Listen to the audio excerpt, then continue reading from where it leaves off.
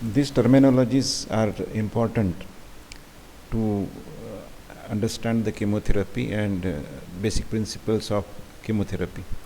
So we have seen basic principles of chemotherapy in our earlier class, and we will starting with the first topic, that is sulfonamides. The sulfonamides, they were the first antimicrobial agents. They were known, it was found, or it was documented as a antimicrobial agents, and it was by the scientist by Domac.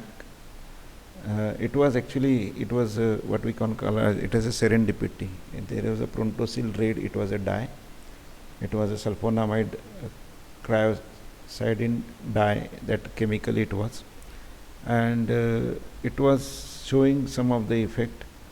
Then it was found that it was not actually prontosil. Prontosil was quite toxic, and it was not actually prontosil, but it was its metabolite that was called as a sulfanilamide.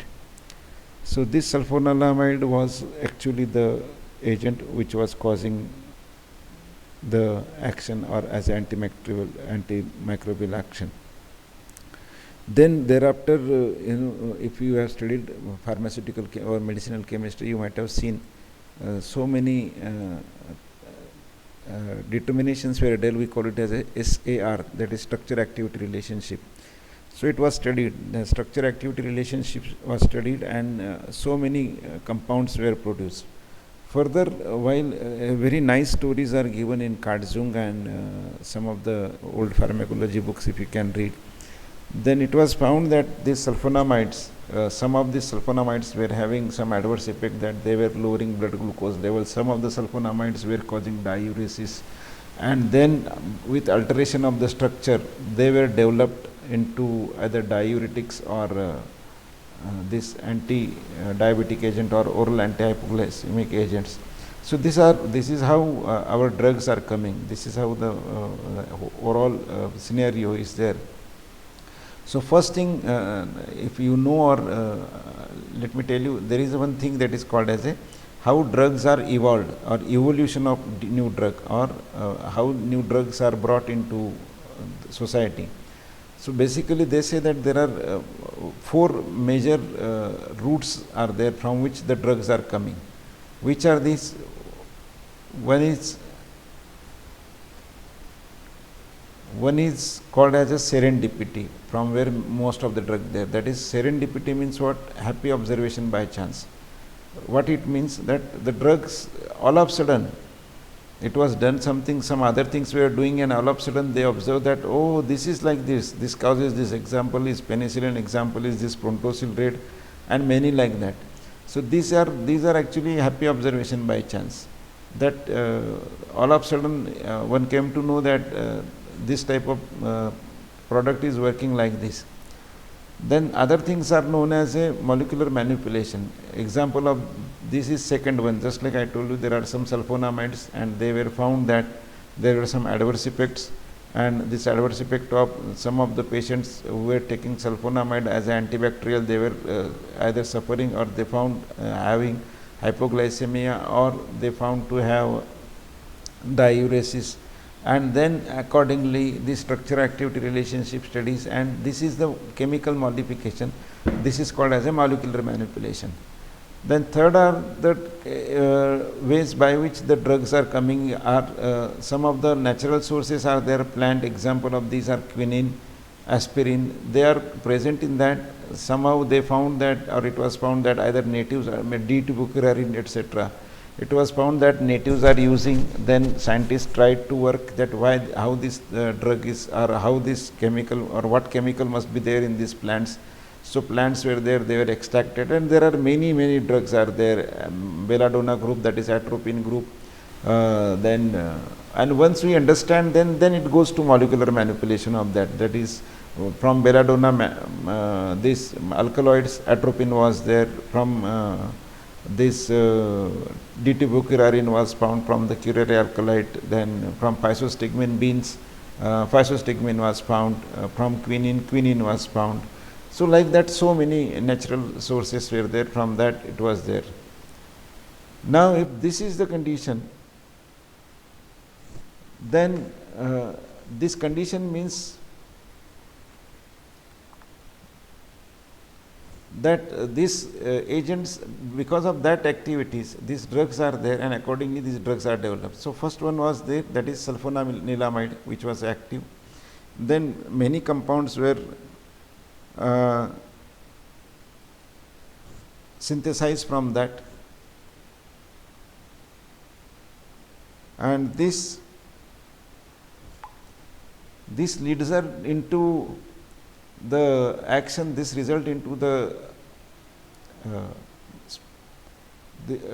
variety of chemicals which are available, and then because of that the use is increased, there is overuse of that, the development of resistance was there, and then the time come that which the drug or the sulphonamide once upon time which were most important, they were very important in various chemotherapeutic agents, they have no use, or they are now almost coming as a third generation or third line agents into that. So this is happening because we have got more safer and effective antibiotics, the resistance which was developed is still continue like that. Now the sulfonamides still today which are available, they are known as a cotrimoxazole, which are used as a combination. These are sulfamethoxazole and trimethoprim. They are there, they are used as antibacterial. Then one is pyrimethamine, which is used as antimalarial. As I told you last year, I told you about CNS and CVS drug, that there are some drugs which are sharing same mechanism of action and different uses. Here also this is the same story we have got. Here also this trimethoprim actually acts on this folic acid synthesis pathway, and similar to these agents, there are many agents which are having similar mechanism of action, only their sensitivity or selectivity towards mammalian as well as tuberculosis bacteria and other bacteria is differing, and therefore some are antibacterial, basic mechanism is same, but some are antibacterial, some are antitubercular, some are anti-cancer or immunosuppressant, mechanism is the same. So this is how the drugs are there, this is how the drugs are working, these are on the basis of selectivity, on the basis where these are most active, accordingly they are used. So let us go for that. What are these? We call them as a sulfonamides. Chemically what they are called as a para-aminobenzene sulfonamides basically, and this is the basic moiety they are having chemically, that is 1NH2 SONH2, and then there are several groups are attached to that. This was the first drug that is called as a sulfanilamide, which was para-aminobenzene sulfonamide, and it was called as a sulfanilamide. Now there are many substitutions are available on this nitro group, and accordingly they give changes in the various activities. There are changes in the pharmacokinetic behaviors. So in that we can have a variety of activities, that is short acting, intermediate acting, long acting, like that we can have variety of these activities, pharmacokinetic changes will be there. So this N1 substitution will give changes in the pharmacokinetic properties, and there will be changes with the N4 moiety, that is when there will be N4 will be changed, then accordingly it will be showing the changes in the antibacterial activity. So there are so many sulfonamides which are available. Example of that is short acting, that is sulfoxazole, then sulfadiazine. They are short acting, they are less protein bound, they are penetrating blood-brain barrier. They were used as a drug of choice in meningitis earlier. There are acetylated products, they are less soluble and it causes crystalluria. Crystalluria is one of the very important adverse effect of sulfonamides, and that can be very painful and making problems only. Then there are intermediate acting agents which are having action for 8 to 12 hours. Example are sulfamethoxazole, then sulfamethoxazole. This is sulfamethoxazole is very, very common, which is still popular as a combination with trimethoprim. That is called as a this very popular cotrimoxazole is a combination. So co means simultaneously, tri is trim, TRIM, trim from trimethoprim, and oxazole is from sulfamethoxazole. So this is a combination, and still it is used. Cotrimoxazole, very famous. It was once upon a time, it was one of the highest selling drug. It is high fraction is acetylated and it may lead to crystalluria. There are then long acting, example are sulfadoxine. It goes for very high plasma protein binding and therefore slow renal excretion. It is longest acting. It is used in malaria, toxoplasmosis, pneumocystis, and it is used in combination of pyrimethamine in malaria particularly. Then sulfamethoxypyrazine. This is again one of the long acting agents. Then there are special purpose sulfonamides. These are sulfacetamide, which is only for ocular because it is having adverse effect in systemic. This one it cannot be given for systemic one. Then mefenide, it is active in presence of pus and pseudomonas microorganism. It produces severe burning. It have carbonic anhydrase inhibitor activity. It can cause alkalinization of urine. It produces acidosis and hyperventilation. Then another compound is, it was again very popular one before this new generation antimicrobial agents came. Silver sulfadiazine was very popular for burn. It was releasing silver ion. Nowadays we have got silver nano ointments. So it was releasing silver ions which are also antimicrobial, and sulfadiazine is also antimicrobial. So it was dual action. It was particularly used as a burn dressing. For burn, it was most popular medication around 25 years before. It can be absorbed from the skin. Then next was sulfasalazine, that is, it is a combination of sulfapyridine plus 5-aminosalicylic acid. It is used in rheumatoid arthritis and ulcerative colitis. So this is the medication which is having a combination of this antibiotic plus this salicylic are there. So these are tri-sulfas are there, which are sulfamethoxazine, sulfadiazine and sulfamerazine. We can remember, try to remember it as a mid-dimer. That is, these are used along with 5-aminosalicylic acid with as a ulcerative colitis. Then sulfapyridine is used for rheumatoid arthritis. So these are variety of sulfonamides, and these are various activities these agents are producing. Then this sulfasalazine, we can because it has nothing to do with this ulcerative colitis now. It is not in your syllabus. It is there. Yes, it is there in GIT. Sorry, in GIT you don't have this year. I'm not sure. So it is in GIT, sulfasalazine, which is used along with that. It is split by colonic bacteria. 5-aminosalicylic acid is poorly absorbed, and it is very useful in various colon problem, that is inflammatory bowel diseases. The absorbed, which is the sulfapyridine, which is absorbed, that will benefited in rheumatoid arthritis, but it causes serious adverse events or serious side effects. So let us think about this sulfasalazine. It gives two molecules, sulfapyridine and 5-ASA, and both are having activity. 5-ASA is not absorbed, as I told you. It is used in ulcerative colitis, Crohn's disease, and it is used. This sulfapyridine is useful in rheumatoid arthritis, but it produces side effects. Then next in that is various sulfonamides, and we'll just go for mode of action today, and then we'll stop. So there are variety of sulfonamides. Bacteria cannot have its own folic acid synthesis. Bacteria cannot take folic acid as it is. It has to synthesize it from chemical that is known as a para-aminobenzoic acid. So this para-aminobenzoic acid is very important, and there are steps which are there. That is, from PABA, PABA is metabolized to stearic acid. The enzymes are stearic acid synthesis, and from stearic acid, this is going for synthesis of folic acid. So, the sulfonamide is structural analog of PABA.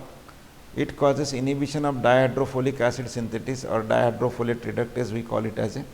This dihydrofolate reductase, it causes the folic acid, and then it is further converted into tetrahydrofolic acid by dihydrofolic acid reductase. So, these enzymes, they are this final tetrahydrofolic acid is important for synthesis of RNA and DNA. Without it, DNA synthesis or RNA synthesis will not be possible. So, this is folic acid analog, which is very, very important. If you have studied biochemistry, then you will realize that they are responsible for one carbon atom transfer, and this one carbon atom transfer during this all action is very, very important. So, these are the actions of this. So, PABA will antagonize the action of sulfonamide because it is a competitive activity. The enzyme activity will be competitive. The pus is rich in PABA. If there is any kind of infection and pus is formed, that in pus the PABA is there, because these are the metabolites. PABA, para-aminobenzoic acid, is a metabolite of purines and pyrimidines, and the purines and pyrimidines are present in DNA, RNA. You have seen this.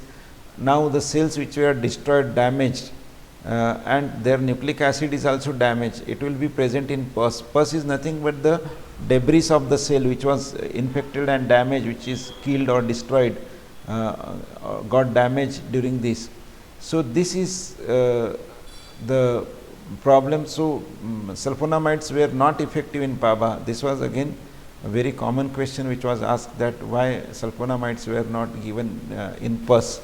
So, the reason is this, that it was because of the presence of this pus was rich in PABA. Procaine and local anesthetic, they releases PABA and it reduces sulfonamide action. So, again it should not be given when procaine is given. The human cells are differing. Why it is not toxic to human cell? Because it causes preformed folic acid. Human cells, they do not synthesize folic acid, and therefore our enzymes are not matching with the bacteria, because bacteria cannot take already formed folic acid. They have to synthesize folic acid for their life. However, human cells, they absorb the folic acid and they can take the folic acid as it is. So, therefore, we do not have this folic acid synthesis mechanism in our body, and therefore our enzymes are having less affinity. However, it is not true for dihydrofolic acid to tetrahydrofolic acid. Reason is, we have got drug, example is methotrexate. Methotrexate is working on same mechanism as trimethoprim. We shall see trimethoprim separately, I will explain at that time only also. So, the affinity therefore will be different, and accordingly we will have a different activity, and therefore it was less toxic comparatively in human beings. So, this is how sulfonamide synthesis is there. I told you dihydroteroic acid or dihydropteridine was there, which is taken, and this is converted to dihydroteroic acid. It makes dihydrofolic acid, and from that it makes tetrahydrofolic acid. This tetrahydrofolic acid was important as a coenzyme for one carbon transfer for nucleic acids and amino acids, and thus it will give rise to synthesis of RNA and DNA. Now, the PABA will compete with this. Instead of this dihydropteridine, or it will join to the dihydroteroic acid synthesis enzyme. If you remember, we have discussed this issue earlier. What do you mean by antimetabolite? So, this is what we call as an antimetabolite. What it will do is, it will get incorporated, PABA will get incorporated.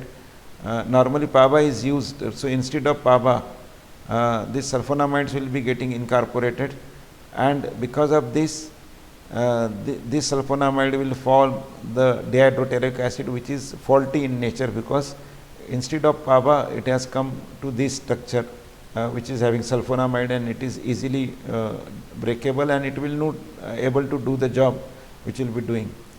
Now, this is action is a bacteriostatic action when it is alone, and when it is formed dihydrofolic acid, then we have got the agent which is doing trimethoprim or pyrimethamine, which is for malaria, or as I told you, methotrexate in human beings. So this is same mechanism of action these all drugs are sharing.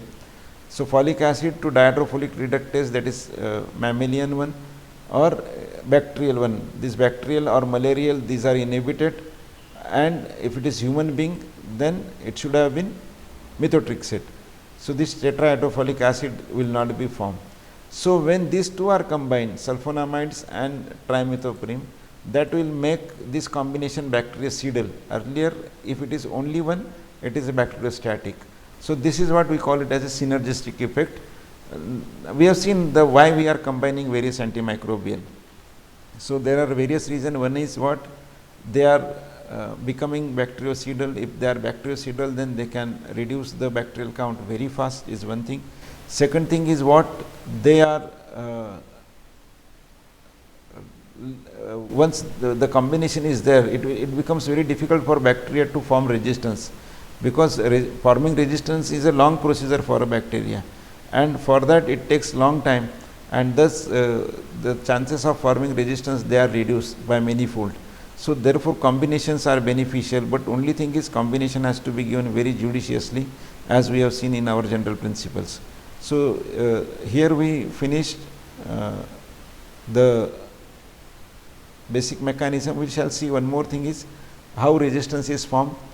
The resistance is because of increase in the production of PABA. PABA will be produced more, as we have seen it is a competitive activity, and so PABA will be more available than sulfonamides, so more PABA will go and folic acid can be there, or they will alter the structure of folic acid synthetase, which will have less affinity to sulfonamides than PABA, and therefore PABA will continue. They will make the alternative pathway for folate metabolism. They will use different pathway, or they will find a different pathway, and because of that sulfonamides, they are now not available, or they are not used in the treatment, because many microorganisms have developed resistance towards it because of one or other mechanism. The specters was primarily bacteriostatic, but for both gram positive, and whenever spectrum will be there, we make it as a gram, whether active against gram positive, negative, or any other kind of microorganism apart from that which are not classified under gram positive or negative. So this is how we finish. We will go again for other pharmacokinetic and other activities. But in the meanwhile, I will suggest you to read microbiology well, go through these topics, and I think it should help you. Very strange thing I am observing since many days. Let me tell you, this you can put on group, that I see that people join, most probably once the attendance has taken, they leave the group, is one thing. Second thing, I find that some people join it too late, almost half an hour late. There is no mandatory, I don't mind making attendance, but then you are cheating yourself.